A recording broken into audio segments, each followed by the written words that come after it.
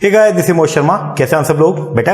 Okay, एक बार फिर से स्वागत है आप सबका हमारे नए वीडियो के अंदर। गाइस, आज के लेक्चर के अंदर हम लोग जो है वो क्या करने वाले हैं, हमारे इनकम टैक्स के शानदार वाले क्वेश्चंस को जो है वो आज की क्लास के अंदर हम लोग डिस्कस करने वाले हैं। तो टोटल मिला के मैंने यहाँ पे जो है वो 20 क्वेश्चंस जो है वो लिए हैं प्रैक्टिस के लिए, जिसके अंदर हम लोगों ने जो है वो कॉर्पोरेट टैक्स का टॉपिक जो है वो हमने कवर करने की कोशिश की है। साथ में इसके अंदर हम लोगों ने जो है वो आपका DTAA double taxation avoidance agreement और ट्रांसफर प्राइसिंग उनके जो है वो क्वेश्चन हम यहाँ पर लेकर आए हैं। तो आइए हम लोग जो है उनको करना शुरू करते हैं। तो लेक्चर को शुरू करने से पहले एक छोटी सी बात मैं आपसे डिस्कस करना चाहता हूं। बहुत सारे बच्चों के मेरे पास में जो है वो कॉल आ रहे हैं और मैसेजेस आ रहे हैं कि सर अभी तक एडमिट कार्ड जो है वो इशू नहीं हुआ है, तो सर क्या करें, हम ये करें वो करें।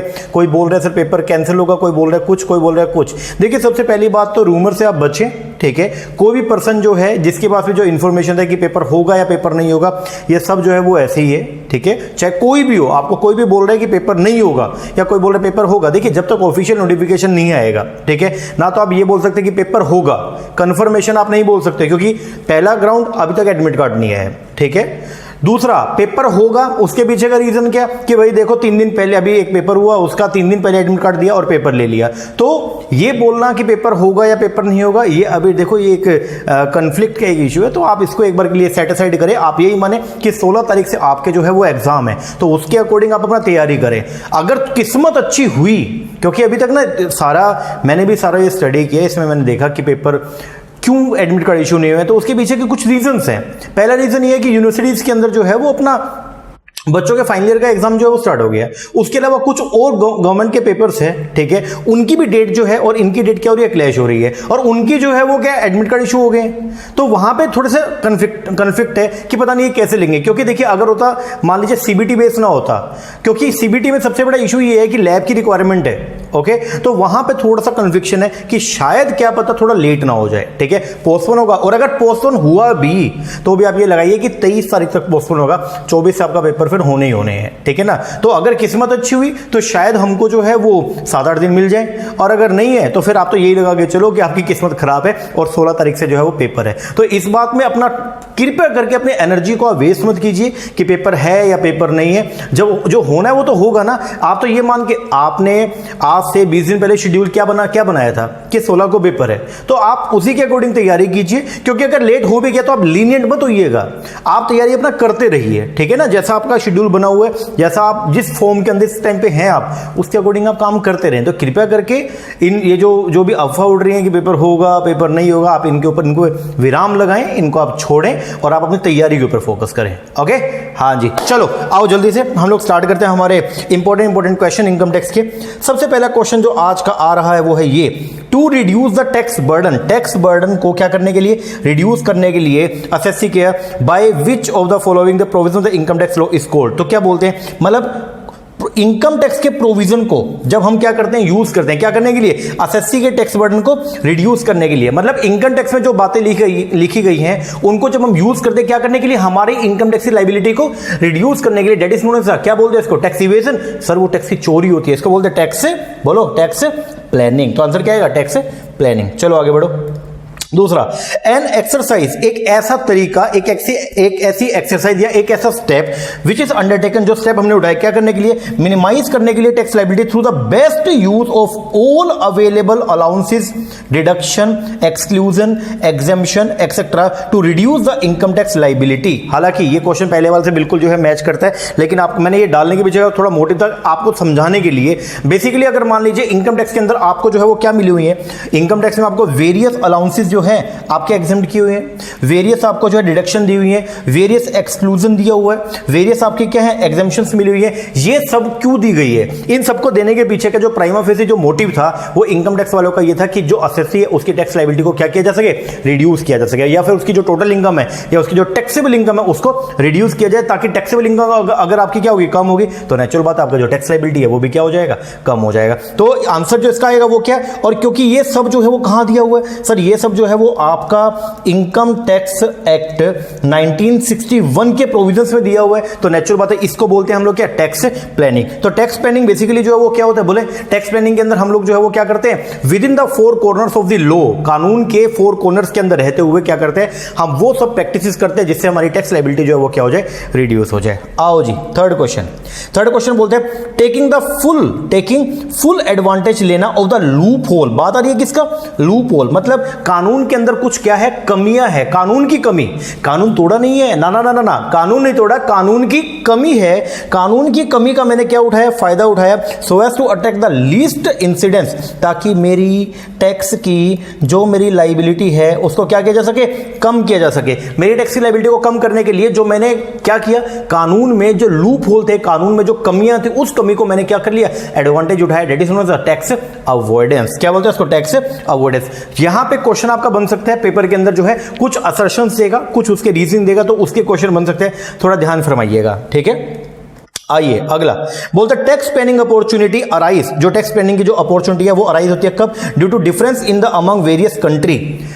हम टैक्स प्लानिंग करते हैं, कैसे टैक्स प्लानिंग करते हैं, देखो क्या होता है ना, कई बार अपने इंडिया के अंदर भी अगर हम बात करते हैं, अगर आप नॉर्मल कहीं पे जो है वो अपनी कोई यूनिट को एस्टेब्लिश करोगे तो वहां पे आपका नॉर्मल टैक्स लगेगा। लेकिन अगर आप अपना यूनिट लगाते हो कहां पे, SEZ के अंदर, कहां पे, SEZ स्पेशल इकोनॉमिक जोन में, तो वहां पे आपका जो टैक्स लायबिलिटी है वो क्या है, अलग है। और आपको मालूम है SEZ के अंदर अगर आप यूनिट लगाते हैं तो वहां पे गवर्नमेंट आपको क्या देती है, टैक्स हॉलीडे देती है। और अगर टैक्स हॉलीडे मिलेगा तो नेचुरल बात है असेसी वहीं जाना चाहेगा, है या नहीं है। तो बोलते हैं टैक्स प्लानिंग की अपॉर्चुनिटी अराइज होती है, क्यों अराइज होती है, ड्यू टू डिफरेंस होता है इन अमंग्स द वेरियस कंट्री, अलग अलग कंट्री के अंदर जो अलग अलग टैक्स रेट है इसकी वजह से भी, और अलग अलग जो टैक्स में क्या मिलती है, एग्जम्पशन मिलती है, इसकी वजह से भी हम लोगों के पास में अपॉर्चुनिटी आती है कि हम अपनी टैक्स प्लानिंग कर सकते हैं। तो आंसर जो आएगा वो क्या, सी, क्या सी, बोथ ए एंड बी। चलो जी आगे नेक्स्ट क्वेश्चन, बढ़िया वाला क्वेश्चन आ गया है जी, क्वेश्चन नंबर 5। और क्वेश्चन नंबर 5 जो है वो क्या बोलते हैं, आइए बोलता है consider the following statement. In statement को आप कंसीडर करें और आपको बताना which of the following statement given above is और आर करेक्ट। आपको बताना इनमें से कौन सी सही है। सबसे पहले बोलते हैं legal provisions are not follow. है क्या बात कर रहे हो, legal provision are not follow, क्या टैक्स प्लानिंग में लीगल प्रोविजन फॉलो नहीं किए जाते? सर क्या बात कर रहे हो, ऊपर आपने भी क्वेश्चन करवाया कि टैक्स प्लानिंग के अंदर हम लोग लीगल प्रोविजंस को फॉलो करते हैं। इसका मतलब ये तो क्या हो गया, गलत हो गया। चलो कोई नहीं, सेकंड देखते हैं। बोलता है advantage due to the loophole of the tax law are taking, किसके अंदर, ये जो एडवांटेज है लूप होल का वो कहां लिया जाता है, टैक्स अवॉइडेंस में। बिल्कुल सही है जी। फिर बोलता है टैक्स इवेजन पनिशेबल है। बिल्कुल, अगर आप कोई भी टैक्स की चोरी करता पाया गया तो भाई साहब बहुत पिटाई होगी, और अपने इनकम टैक्स एक्ट के अंदर जो है वो पेनल्टीज की प्रोविजन भी इसके ऊपर जो है वो आते हैं। तो ये भी क्या है, सही है। तो आंसर क्या, कौन सी सही है, सेकंड और थर्ड, बोले तो सी। ओके हाँ जी, चलो जी एक और बढ़िया क्वेश्चन है। बोलता है consider the following statement. In statement को कंसीडर करें। सबसे पहले बोलता है कंसीलमेंट, छुपा लेना। क्या करना, छुपा लेना, चोरी कर लेना, किसकी, इनकम की, is a step of tax evasion. क्या टैक्स इवेजन के अंदर ये सब करते हैं? हाँ जी सर बिल्कुल करते हैं। ओके दूसरा, फिर बोलता है tax evasion is an immoral process. Tax evasion जो है वो इमोरल प्रोसेस है। बिल्कुल है सर। फिर बोलते हैं tax planning is long and short term. तो बोलते हैं टैक्स प्लानिंग जो है वो क्या लॉन्ग टर्म है और क्या है, शॉर्ट टर्म है। तो हम बोलेंगे यस, टैक्स प्लानिंग जो है वो लॉन्ग टर्म भी होती है और आपका शॉर्ट टर्म भी होती है। तो आपको बताया which of the following statement is और आर करेक्ट। तो कौन सी, तीनों की तीनों जो है वो क्या है, करेक्ट है, ऑल ऑफ द अबव। चलो जी आगे बढ़ते हैं। नेक्स्ट, अब ध्यान से सुनना, when expenses incurred on replacement of an asset are capitalise. अगर मान लो आपने जो है वो किसी एसेट को जो है वो क्या किया, रिप्लेस किया। ओके, मतलब पुराने वाली एसेट थी उसको मैंने हटा दिया, उसकी जगह पे मैं नई एसेट को ले आया और उसको रिप्लेस किया, और वो जो मेरा खर्चा था उस खर्चे को मैंने क्या कर दिया, कैपिटलाइज कर दिया। क्या कर दिया, कैपिटलाइज। अच्छा ये बताओ, कैपिटलाइज करते हैं तो खर्चे को आप P&L अकाउंट के अंदर यहां पे एक्सपेंसेस में शो करते हैं, या आप उसको बैलेंस शीट के अंदर असेट साइड पे शो करते हैं? जल्दी से बोलो बोलो सर। अगर कैपिटलाइज कर दिया तो दैट मींस कैपिटलाइजेशन के अंदर तो हम क्या करते हैं, उसको बैलेंस शीट में लेके जाते हैं। आ रही है बात समझ में? हाँ जी। और अगर आप उसको बैलेंस शीट में लेके जाओगे मतलब आप उसको जो है उस खर्चे को यहां पे आप जो है उसको क्लेम, बोलो उसको क्लेम नहीं करेंगे। और अगर क्लेम नहीं करेंगे तो बताइए फिर क्या होगा? तो सर हमारी इनकम जो है वो क्या आएगी, ज्यादा आएगी, क्योंकि खर्चा जब दिखाओगे नहीं तो इनकम क्या आएगी, ज्यादा। और अगर इनकम ज्यादा आएगी तो सर टैक्स भी क्या लगेगा, बोलो बोलो क्या लगेगा सर, ज्यादा लगेगा। तो ध्यान से समझिएगा क्वेश्चन को। बोलता है व्हेन एक्सपेंसेस इनकर्ड, अगर कोई खर्चा जो है वो किया गया किसके ऊपर, रिप्लेसमेंट, किस पे, रिप्लेसमेंट, किसका रिप्लेसमेंट करना है, of an asset are capitalise, तो उसको क्या करेंगे, कैपिटलाइज करेंगे, और उसको क्या कर दिया, कैपिटलाइज कर दिया, बोले तो उसको बैलेंस शीट में दिखा दिया असेट साइड पे, देन इट विल, तो इसकी वजह से जो है वो क्या होगा, इट विल, बोलो डिक्रीज होगा टैक्स लायबिलिटी या इंक्रीज होगा, sir it will increase our taxable income and with regard of this हमारी जो टैक्स लायबिलिटी है वो भी क्या हो जाएगा, बढ़ जाएगा। बोलो तो answer is a B, increase the tax liability. चलो चलो चलो चलो, टाइम नहीं हमारे पास, जल्दी अगला। बोलता है in case of dash the profit of the dash will be the loss of the dash, तो बोलता है इसमें से किसके अंदर एक पर्सन का जो प्रॉफिट है दूसरे पर्सन का लॉस होता है, तो बोले सर लीज एक ऐसा कॉन्ट्रैक्ट है, in case of lease profit जो होता है लेसर का, लेसर कौन होता है, लेसर इज द ओनर, कौन है, ओनर, तो ओनर को जो है वो क्या मिलता है, इसको लीज रेंट रिसीव होता है, और इसको पे कौन करता है, लेसी, तो बोलता है in case of lease lesser the profit of the lesser will be the loss of the Lesi, क्योंकि लीज रेंट जो पे करेगा उसका बेचारे का खर्चा हो गया, उसका नुकसान हो गया, और जिसको रिसीव होगा उसकी क्या होगी, इनकम होगी, तो आंसर क्या आएगा, ए, क्या आएगा, ए। चलो जल्दी से आगे बढ़ो।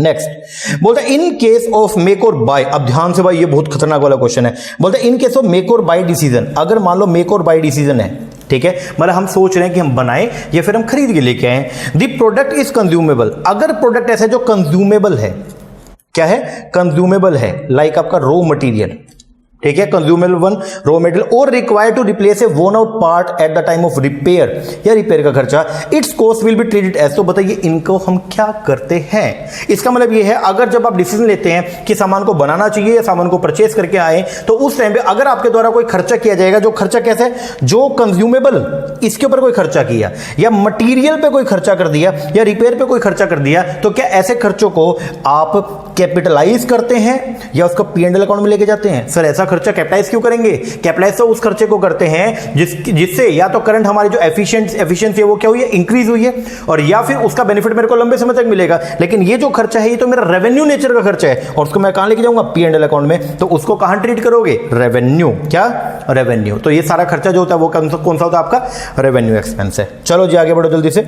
बोलता है इन दी फॉलोइंग केसेस, बोला इन, ये आपको कई सारे केसेस दिए, कितने, 4 केस हैं, ठीक है, और ये पहला, दूसरा, तीसरा और चौथा, ये 4 केस हैं टोटल। तो बोलता है in the following cases it can not be said that the business has been discontinue, in cases के अंदर आप ये नहीं बोल सकते कि बिजनेस जो है वो डिसकंटिन्यू हो गया। कौन कौन से केस में, सबसे पहला where the business of the assessee has been shifted, अगर बिजनेस को शिफ्ट कर दिया from one premise to another, अगर एक प्रीमाइस से जो है वो बिजनेस को शिफ्ट करके दूसरी प्रीमाइस में ले गए, तो क्या आपने बिजनेस को शटडाउन कर दिया, क्या बात करते हो सर, अब वहां पे चला रहे हैं तो शटडाउन कहां से हुआ, नो ये नहीं है। तो बोलते हैं it can not be said that the business discontinue, कि बिजनेस को डिसकंटिन्यू नहीं किया, इसमें हम नहीं बोलेंगे कि बिजनेस को डिसकंटिन्यू किया, मतलब बिजनेस कंटिन्यू है। दूसरा where the business of the assessee has been shifted from one market to another, अगर एक मार्केट से उठा के उसको दूसरी मार्केट ले गए तो भी क्या है, डिसकंटिन्यू नहीं हुआ, मतलब वो कंटिन्यू है। फिर वेयर वन और the other department of the business has been close, अगर मान लो बिजनेस के कोई एक डिपार्टमेंट को क्या कर दिया, क्लोज कर दिया, तो क्या एंटायर बिजनेस बंद हो गया,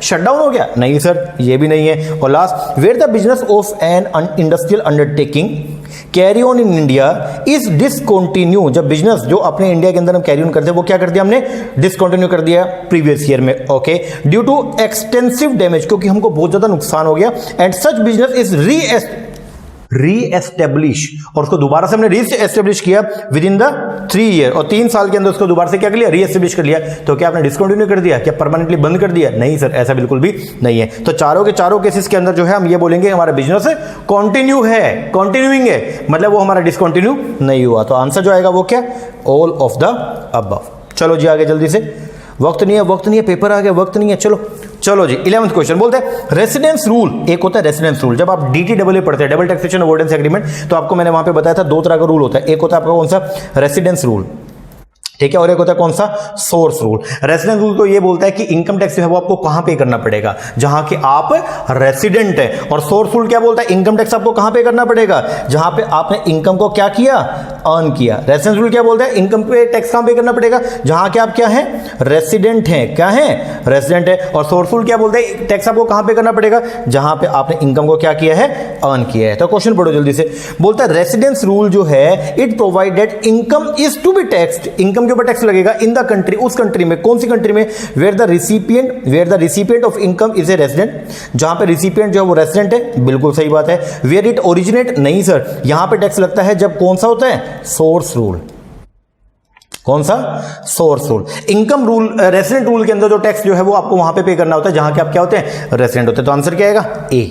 चलो जी आगे, नेक्स्ट बोलता है where an assessee is eligible to claim the DTW benefit. अगर मान लो असेसी जो है उसको डीटीडब्ल्यू का बेनिफिट मिल रहा है, ठीक है, असेसी जो है उसको ये राइट है, उसको डबल टैक्सेशन अवॉइडेंस एग्रीमेंट का बेनिफिट मिल रहा है, तो बोलता है where an assessee is eligible to claim the DTW benefit. तो आपको कुछ बातें बोली गई, आपको इनको जो है पढ़ के बताना है इनमें से क्या चीज सही है। सबसे पहला बोलता है तो उसके ऊपर डीटीडब्ल्यू के प्रोविजन अप्लाई होंगे, ऐसा है क्या सर? अगर असेसी जो है उसको डीटीडब्ल्यू का बेनिफिट मिल रहा है देन इट्स असेसी चॉइस, तो ये असेसी की चॉइस है। क्या चॉइस है, असेसी की चॉइस है कि उसका मन करे तो डबल टैक्सेशन अवॉइडेंस एग्रीमेंट का बेनिफिट ले सकता है, मतलब टैक्स डीटीडब्ल्यू के हिसाब से पे करेगा, और अगर उसका मन करे तो वो इनकम टैक्स एक्ट 1961 के हिसाब से टैक्स का पेमेंट करेगा। तो बोलते सबसे पहला provision of the DTW shall apply, दूसरा provision of income tax act shall apply, तीसरा प्रोविजन ऑफ डीटीडब्ल्यू और income tax act whichever is more beneficial shall apply to the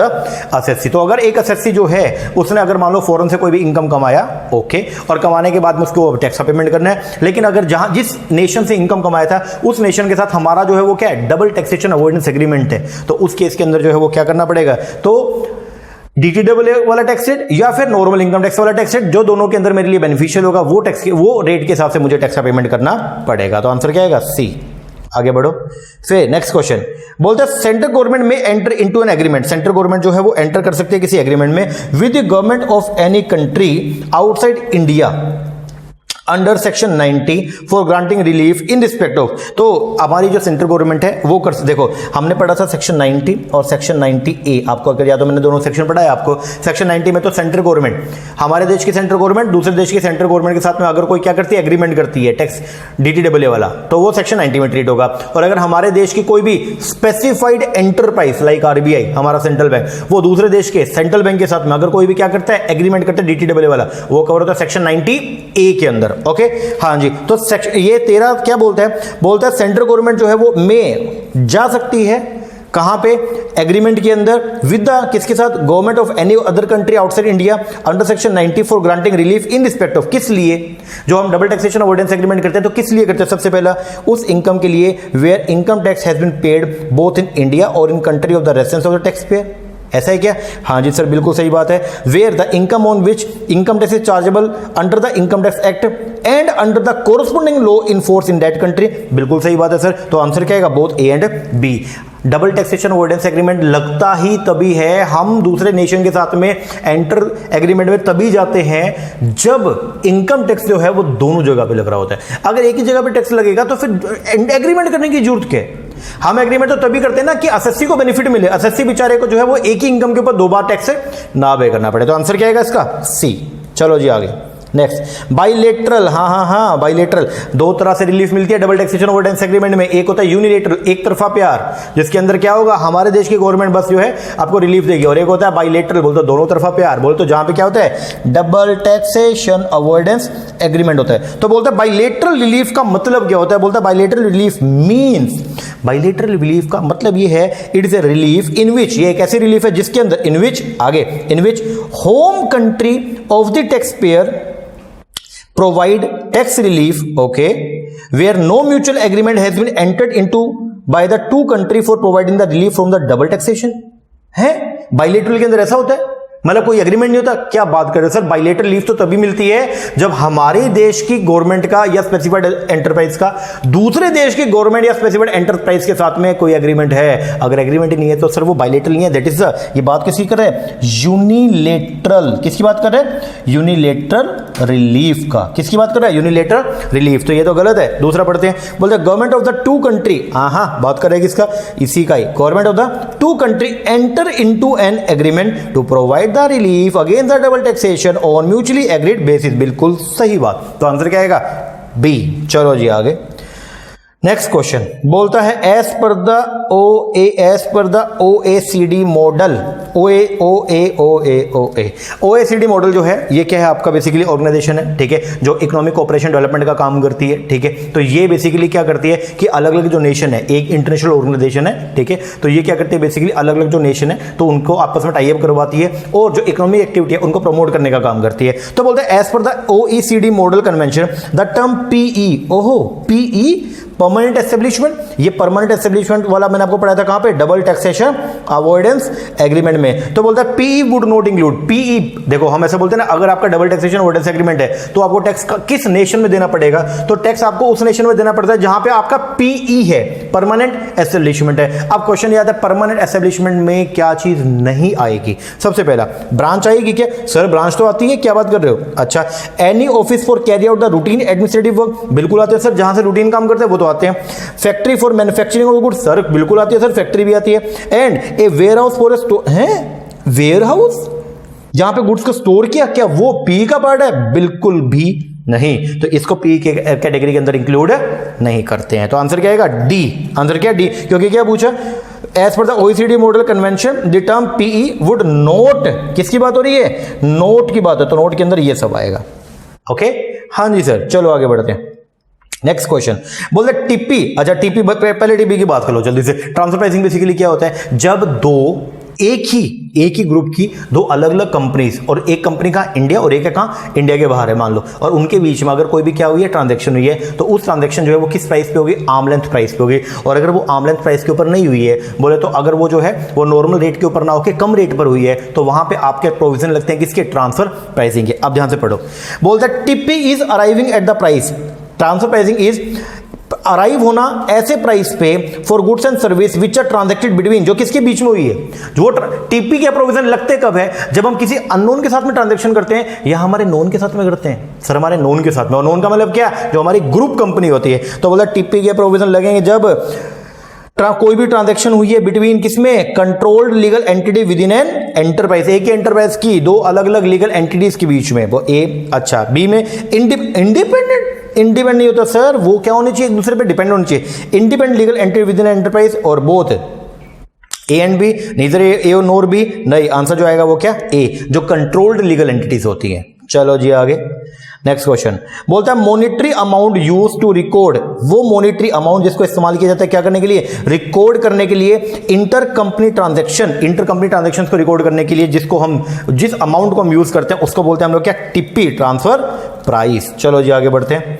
next question, दो आपको अलग अलग स्टेटमेंट दिया है, स्टेटमेंट 1 स्टेटमेंट 2, और इसके अकॉर्डिंग जो है आपको बताना है क्या कि कौन सी सही है कौन सी गलत है। सबसे पहला बोलता है tax avoidance is international tax planning, tax avoidance जो है क्या वो टैक्स प्लानिंग है before the actual liability arise, ऐसा है क्या, नहीं सर टैक्स अवॉइडेंस है सर, टैक्स प्लानिंग थोड़ी है वो, ठीक है, नहीं, गलत। दूसरा ऑब्जेक्टिव जो है टैक्स मैनेजमेंट का is to comply with the provision flow, बिल्कुल सही बात है सर, क्योंकि टैक्स मैनेजमेंट के अंदर जो है हम लोग क्या करते हैं, टैक्स मैनेजमेंट के अंदर हम सारे के सारे जो है वो लोगों के प्रोविजन को फॉलो करते हैं। अच्छा यहाँ पे एक क्वेश्चन राइज होता है कि tax planning and tax management वो दोनों के अंदर बड़ी टर्म कौन सी है, बच्चा गलती करता है, बच्चा बोलता है मैनेजमेंट, ओ भैया मैनेजमेंट बाद में होगा, पहले क्या होता है, प्लानिंग होता है, टैक्स प्लानिंग के अंदर ही टैक्स मैनेजमेंट आती है। तो ये है स्टेटमेंट 2 सही है, जिसमें क्या बोलता है ऑब्जेक्टिव जो है किसका, टैक्स मैनेजमेंट का इज टू कंप्लाई, उसको ऑब्जेक्टिव क्या है, कंप्लाई करना with the provision of the law. तो बोले तो फर्स्ट स्टेटमेंट क्या, इनकरेक्ट, और सेकंड जो है वो क्या, करेक्ट है। चलो जी आगे जल्दी से। हाँ जी एक नया क्वेश्चन आया धमाकेदार वाला, ये क्वेश्चन में बच्चा अटकता है क्योंकि असर्शन रीजनिंग का क्वेश्चन आ गया, और ये इतना सिंपल होता है ना, आपको इसकी नर्व्स पकड़नी चाहिए। हालांकि कल मैं एक वीडियो बनाऊंगा उसके अंदर मैं बताऊंगा कि आपको कैसे इनको सोल्व करना चाहिए, लेकिन चलो इस क्वेश्चन के अकॉर्डिंग मैं थोड़ा समझाने की कोशिश करता हूं आपको, आप क्वेश्चन समझना। देखो भाई क्या है असर्शन और रीजनिंग अगर आए, असर्शन बेसिकली होती है एक स्टेटमेंट, क्या है, एक स्टेटमेंट है, एक प्रीमाइस है बेसिकली, ठीक है, और उसके बेस पर रीजनिंग इसका होता है एक कंक्लूजन, ओके, जो पेपर 1 के अंदर आप पढ़ते हो, LR के अंदर हम पढ़ते हैं ना, तो वो है। अब असर्शन को हम पढ़ते हैं और असर्शन को पढ़ के हम बताते हैं क्या ये असर्शन सही है, ठीक है, फिर रीजन पढ़ते हैं, रीजन बताते हैं क्या रीजन सही है और क्या वो असर्शन को जस्टिफाई कर रहा है नहीं कर रहा, इनकी इस चीज को चेक करना होता है। जैसे इस क्वेश्चन में चेक करवाता हूं मैं, आओ जी, बोलता है इन केस ऑफ रिप्लेसमेंट बात हो रही है किसका? रिप्लेसमेंट। किसकी? Of the whole machine. आपने एक पूरी मशीन को रिप्लेस कर दिया ये सोच के with a view to bring a new asset. पुरानी वाली मशीन को हटाई, उसकी जगह पे नई एसेट लिया है into existence. Expenditure will not be deductible. अगर आप ऐसा करोगे, मान लो अगर पुरानी वाली एसेट को हटाऊंगा, नई वाली एसेट को लेके आऊंगा, तो एसेट के ऊपर, एसेट्स को परचेस करने पर जो भी खर्चा किया, क्या उसके P&L अकाउंट में आप लेके जाते हो या कैपिटलाइज करते हो? सर कैपिटलाइज करते हैं। उसको हम लेके जाते हैं कहां पे? बैलेंस शीट में। बिल्कुल सही बात है। तो बोलता है ये जो खर्चा होता है विल नॉट बी डिडक्टेबल, उस खर्चे की कोई भी डिडक्शन नहीं मिलेगी।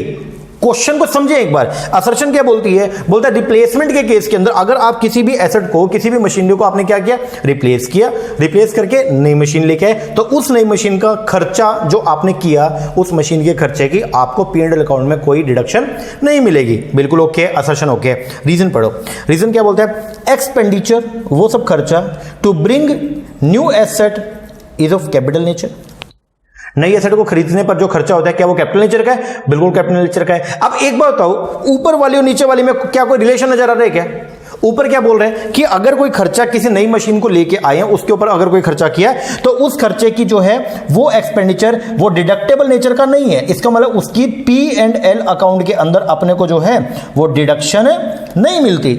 हाँ बिल्कुल नहीं मिलती है।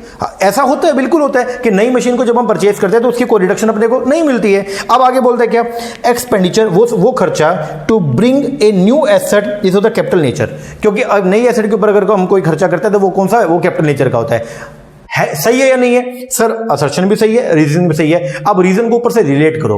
ऊपर वाली बात में क्या बोलता है कि नई एसेट को परचेज करोगे, उसके ऊपर अगर कोई खर्चा करोगे, उस खर्चे की रिडक्शन नहीं मिलेगी। और नीचे क्या बोलता है? नई एसेट को अगर परचेज करते हैं तो वो खर्चा जो है वो कैपिटल नेचर का, वो रेवेन्यू नेचर का नहीं है। क्या नीचे वाली बात ऊपर वाले को जस्टिफाई कर रही है? अगर नीचे वाली बात क्या बोल रहा है कि अगर कोई खर्चा करता है नई एसेट पे वो कैपिटल नेचर का, डेट मींस कि वो रेवेन्यू नेचर का नहीं है, तभी तो रिडक्शन नहीं मिली। ऊपर यही तो बोल रहा है उस खर्चे की रिडक्शन नहीं मिलेगी, और नीचे रीजन तो दिया गया इसका मतलब दोनों की दोनों स्टेटमेंट जो है वो क्या है? करेक्ट है। और रीजन जो है वो ट्रूली असर्शन को जो है वो जस्टिफाई या एक्सप्लेन कर रहा है। तो आंसर क्या आएगा? Both A and R are true and R is the correct explanation of the A. Okay, हाँ जी, लो जी, ये हो गया 19 क्वेश्चन। आखिरी क्वेश्चन तुम्हारे होमवर्क के लिए बे, ये देखो। अब तुमने अगर इसको गलत कर दिया ना, तुम्हारी मैं इतनी जो पिटाई करूंगा तुम्हारे घर पे आगे, तुम बचोगे नहीं सही में। आओ, 4 आपको बातें बोली है, tax evasion, tax avoidance, tax planning और टैक्स मैनेजमेंट। 4 बातें बोली गई हैं और आपको इन चारों को जो है वो आपस में क्या करना है? इनको आपको मैचिंग करना है। और इस तरफ लिस्ट भी आपको दी गई है, लिस्ट भी के अंदर ये आपको 4 जो ऑप्शन दिए गए और आपको इन चारों को इससे आपस में क्या करना है? मैच करना है। ये देख लो, एक बार देख लो आप इसको, ठीक है ना? इसको वीडियो पॉज करके और अपना आंसर बनाना। नीचे मैं आपको ऑप्शन दे देता हूं। ये ऑप्शन है ABCD 2134 2314 2143 2413। इसके हिसाब से आपको बताना है कि आपके अकॉर्डिंग जो है इसका आंसर क्या होगा। मैं दोबारा क्वेश्चन दिखा देता हूं भाई, वीडियो पोस्ट करके आंसर बना के मुझे कमेंट करके आपको बताना, ठीक है, कि इसका आंसर आपके हिसाब से जो है वो क्या होना चाहिए। आपका कमेंट जो है वो दर्शाएगा कि आपकी तैयारी कैसी है। ओके, हाँ जी, चलो ये हो गया। मैं ज्यादा टाइम नहीं लूंगा तुम्हारा आज। ये हो गया हमारे कितने 20 क्वेश्चन। ओके, 19 हमने कर लिए। एक आपको होमवर्क के तौर पे कमेंट करके जरूर बताना सभी बच्चों ने कि इसका आंसर आपके हिसाब से क्या होना चाहिए। पैसिव मत पड़े रहना, मतलब क्वेश्चन देख लिया बोले हाँ ठीक है पढ़ लिया, कमेंट करके बताना कि आपके हिसाब से इसका आंसर क्या होना चाहिए। कभी जैसे वो साइकिल की वो दुकान होती है पंचर वाले, तो वहां देखा आपने कुछ टायर लटके होते हैं, टायर आपने देखा होगा वो लटके पड़े हैं। तो ऐसे नहीं हो, तुम एक्टिव हो, तुम्हें हवा भरी पड़ी है पूरी, ठीक है ना? तो पूरा कमेंट करना और बताना कि आपके हिसाब से आंसर क्या होना चाहिए। थोड़े एक्टिव हो और तैयारी पे फोकस करो, और कृपया करके इन बातों पे ध्यान, अपनी एनर्जी वेस्ट करना बंद करो कि पेपर होगा या पेपर नहीं होगा। होगा, पेपर कंफर्म्ड है, होगा। हाँ वो बात अलग है, या तो 16 से स्टार्ट होगा, नहीं तो 23 के बाद में स्टार्ट होगा, लेकिन होगा जरूर। तो आप लगे रहो भाई तैयारी के ऊपर। ओके, हाँ जी, चलो ये हो गया जी अपने क्वेश्चन, जल्दी से इनको कीजिएगा। ओके, और कल अब रूटीन के अंदर 2 से 3 वीडियो जो है, रोज 2 वीडियो कम से कम हम क्वेश्चन के डालेंगे, और प्रैक्टिस वाली बढ़िया बढ़िया वाले क्वेश्चन, पेपर 1 के भी as well as paper number 2 के भी। ओके, हाँ जी, चलो इसके हिसाब से आप करो। इसकी PDF जो है वो टेलीग्राम के ऊपर मैं जो है अपलोड कर दूंगा, तो आप अगर आपने हमारे टेलीग्राम का चैनल ज्वाइन नहीं किए तो प्लीज उसको ज्वाइन जरूर कर लीजिएगा। नीचे लिंक मिलेगा आपको, उस पर क्लिक करना, तो आप उसके अंदर ऐड हो जाओगे। और उसके अंदर हम लोग जो है वो बहुत सारे ऑडियो जो है, रिवीजन के ऑडियो वो भी प्रोवाइड करवाते हैं, सभी बच्चों के लिए वो फ्री है। ओके, हाँ जी, और अगर कोई बच्चा जो है वो आगे की तैयारी कर रहा है तो आप हमारा ऑनलाइन बैच भी ले सकते हैं। हमारे ऑनलाइन बैच के अंदर हम पेपर 1 पेपर 2 दोनों के वीडियो लेक्चर देते हैं, और साथ में दोनों का स्टडी मटेरियल भी हार्ड कॉपी में मिलता है। ओके, तो अगर आप इंटरेस्टेड है, नीचे हमने नंबर दिया हुआ है, इसके ऊपर कॉल करके या व्हाट्सएप करके आप इंक्वायरी कर सकते हैं। रजिस्ट्रेशन स्टार्ट है। ओके, हाँ जी, चलो ये करो, मिलते हैं नेक्स्ट लेक्चर में, तब तक के लिए थैंक यू वेरी मच।